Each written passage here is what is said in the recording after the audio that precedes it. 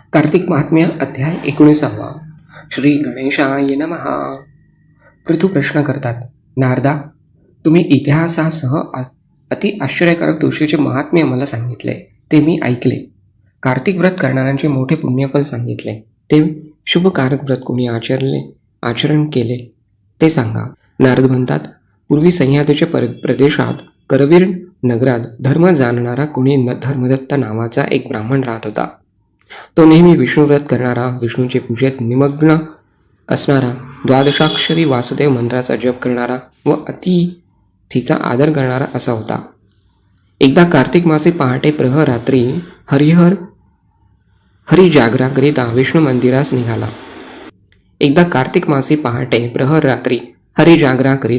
मंदिरास निघाला. हरीच्या पूजेचे साहित्य घेऊन जात असता वाटेत एक भयंकर राक्षसी येत आहे अशी पाहिली. तिच्या दाढा वाकड्या होत्या, जीभ लळलळ करीत होती, डोळे खोल गेलेले लाल होते, नग्न असून रोडकी, लांब ओठाची व घरघर शब्द करणारी अशी ती होती. त्या राक्षसीला पाहून धर्मदत्त भ्याला. त्याचे हातपाय लटलट कापू लागले व भीतीने हरीचे नाव घेऊन पूजेचे साहित्य, पाण्याचे भांडे वगैरे सर्व त्याने तिला मारले. ते हरीचे नामस्मरण तुळसीसह उदक तिचे अंगावर फेकले. त्यामुळे तिचे सर्व पाप नाश पावले. तेव्हा तिला पूर्वजन्मीच्या पापकर्माचे स्मरण झाले व त्या ब्राह्मणास साष्टांग नमस्कार घालून आपली पूर्वदशा सांगू लागली. कलहा म्हणते, पूर्वीच्या कर्माच्या परिणामाने मला ही दशा प्राप्त झाली आहे, तर हे ब्राह्मणा, मी पुन्हा उत्तम गतीला कशी जाईन? नारद म्हणाले. तिने आपणाला नमस्कार केला व आपले कर्म सांगितले. तेव्हा त्या ब्राह्मणाला मोठा चमत्कार वाटून तो ब्राह्मण त्या राक्षसीला प्रश्न करीतो. धर्मदत्त म्हणतो, कोणत्या कर्माने ही दशा तुला प्राप्त झाली? तू कुठली व कोण? तुझे शील काय? ते सर्व मला सांगा. कलहा म्हणाली, हे ब्राह्मणा, सौराष्ट्र नगरामध्ये भिक्षू नावाचा एक ब्राह्मण होता. त्याची मी बायको. माझे नाव कलहा. मी मोठी निष्ठुर होते. मी कधीही पतीला गोड बोलून देखील समाधान दिले नाही व त्याने सांगितले तरी त्याला मिष्टान्न करून घातले नाही.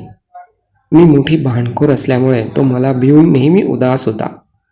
तेव्हा मला कंटाळून दुसरी बायको करावी असा त्याने बेत केला. तेव्हा मी विष खाऊन प्राणत्याग केला.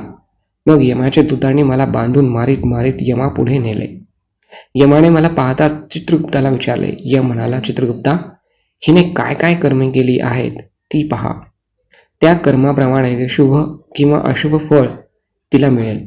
कला म्हणते, तेव्हा चित्रगुप्त माझी निर्भत्सना करून चित्रगुप्त म्हणाला, हिने शुभ कर्म तर काहीच केले नाही. नवऱ्याला न देता आपणच गोड गोड अन्न खात होती, म्हणून वडवागुलीच्या नीच योनीमध्ये आपली विष्ठा खाणारी ही व्हावी. ही नवऱ्याचा द्वेष करून नित्य त्याशी भांडत होती,